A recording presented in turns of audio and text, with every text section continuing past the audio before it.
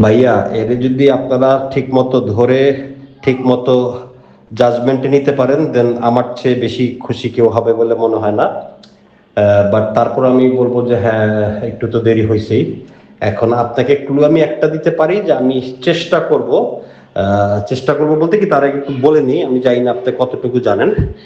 ওনার কিন্তু একটা ওই ইয়া আছে, পার্টি গ্রুপ আছে, হ্যাঁ। সেই গ্রুপে হচ্ছে সদস্য করানো হয় এবং সদস্য ফি হচ্ছে মান্থলি 8,000 টাকা করে। এটা আপনি পার্টিতে যান বা না যান, ছেলে হোক মেয়ে হোক, এই পার্টির একবার মেম্বার হয়ে গেলে পরে আপনাকে ওই ফিটা দিতেই হবে এবং পার্টির ভিতরে না হয়। এবং পার্টিটা খুবই রেস্ট্রিক্টেড একটা পার্টি, সবার ওখানে এন্ট্রি থাকে না। এবং এই পার্টিটা মোস্ট অফ দ্য টাইম আপনার ইবিএল এর বারিধারা ব্রাঞ্চের যিনি ম্যানেজার আছেন ওনার সরি, বারিধারা না তো, বসুন্ধরা ব্রাঞ্চের যে ম্যানেজার আছে, ওই বসুন্ধরা ব্রাঞ্চের ম্যানেজারের বসুন্ধরাতে একটা তার বাংলো টাইপের বাড়ি আছে, যেখানে উনি একাই থাকেন, ওয়াইফ টাইপ নাই, বা আছে কিনা আমি শিওর না। ওই ওই বাড়িতে বেশিরভাগ সময় হয়। কখনো যদি ওখানে না হয়, সেই ক্ষেত্রে খুবই এক্সক্লুসিভ জায়গায় বা এক্সক্লুসিভ কোন রেস্টুরেন্টে আলাদাভাবে একদম খুব রেস্ট্রিক্টেড করে, এন্ট্রি রেস্ট্রিক্টেড করে ওইখানে এই পার্টিগুলো করা হয় এবং সেই পার্টিগুলোই হয় এরকম আজে বাজে ধরনের। তো আমি চেষ্টা করব আপনাকে নেক্সট ওই পার্টিটা, জানি না আদৌ আর ওনার এই রিটায়ারমেন্টের আগে হবে কিনা, যদি হয়ও সেটা হইলে পরে কোথায়, কোন ভেন্যুতে, কবে, কোন সময়ে হবে বা হইতে পারে, এইটা আমি আপনাকে একটা নিউজ দেওয়ার চেষ্টা করব। যদিও বেশিরভাগ সময় এই পার্টিটা 2 দিনের নোটিসে বা অনেক সময় 1 দিনের নোটিসও অ্যারেঞ্জ করা হয়। এবং পার্টিতে এই যারাই যায় এদেরকে কোনো ধরনের মোবাইল ডিভাইস এগুলি একদমই অ্যালাউ করা হয় না। সো তারপরও আমি বলবো, যদি অ্যাটলিস্ট জানতে পারেন যে হচ্ছে ওখানে আপনারা যদি আপনারা কোনোভাবে এন্ট্রি নিয়ে দেখতে পারেন, তো ওইসব জায়গায় এই জিনিসগুলো হয়।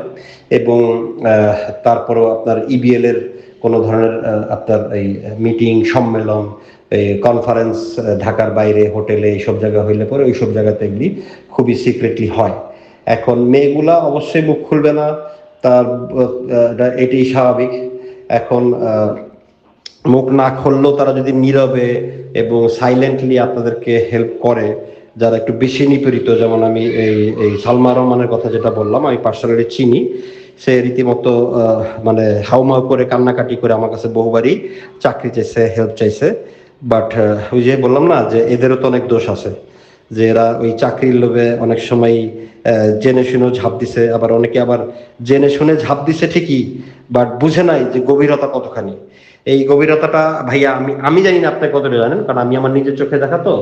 এটা এক ধরনের কি বলবো আপনার, মানে আম, একেবারেই মানে অসুস্থ মানসিকতার কারবার উনি করেন ওখানে, হ্যাঁ। কারণ লোকটা তো বয়স হয়ে গেছে, যন্ত্রপাতি তো কাজ করবেও না। বাট যেগুলি উনি করেন এগুলি অ্যাকচুয়ালি কোনো সুস্থ মস্তিষ্কের লোকের কাজ না। এবং এটা করে উনি কি মজা পান, I have no clue, but this is the scenario. এবং বড় কথা হচ্ছে এইগুলোতে ছেলে কলিগরা যারা ওনার এই দালাল টাইপের আছে, এরাও এখানে ওনাকে এই বিষয়ে হেল্প করেন। ঘুরে ফিরে সবারই একই মোটিভ।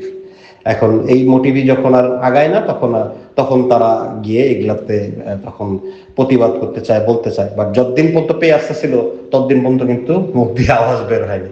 সো আপনি বোথ সাইডটাও দেখেন, কারণ এক হাতে তালি বাজে না। উনি তার এমডি সাহেব তার জোর করে এদেরকে করাচ্ছে না বা মেরে ধরে ইয়া করে, হ্যাঁ হয়তো একটা ব্ল্যাকমেইল করতেছে বা ট্র্যাপে ফেলাচ্ছে, বাট ট্র্যাপে তো সে তার নিজের দোষেই পড়ছে, তাই না? এনিওয়েজ, তর্কে অনেক কিছুই বলা যায়। বাট আমি চেষ্টা করব আপনাকে যদি কোনো ধরনের কোনো তথ্য দিয়ে হেল্প করতে পারি, এবং যদি এতে কোনো হেল্প হয় খুব ভালো। এবং সত্যি কথা বলতে কি, হ্যাঁ, এরকম সিনারিও কিন্তু নট অনলি এই আলী রাজা ইফতেখার সাহেব, মোস্ট অফ দা এমডি বড় বড় কর্পোরেট এরিয়া মোরলেস এরকমই, কেউ হয়তো বেশি, কেউ হয়তো কম।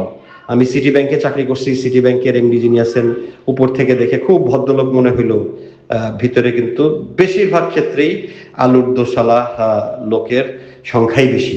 ঠিক আছে? সো আমার 20 বছরের ব্যাংকিং এক্সপিরিয়েন্স, কম জিনিস দেখি নাই।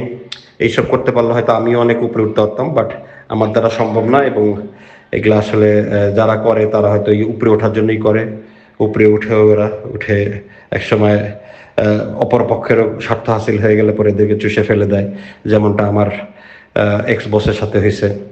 এনিওয়েজ, বেস্ট অফ লাক, আর আপনাকে অনেক অনেক ধন্যবাদ।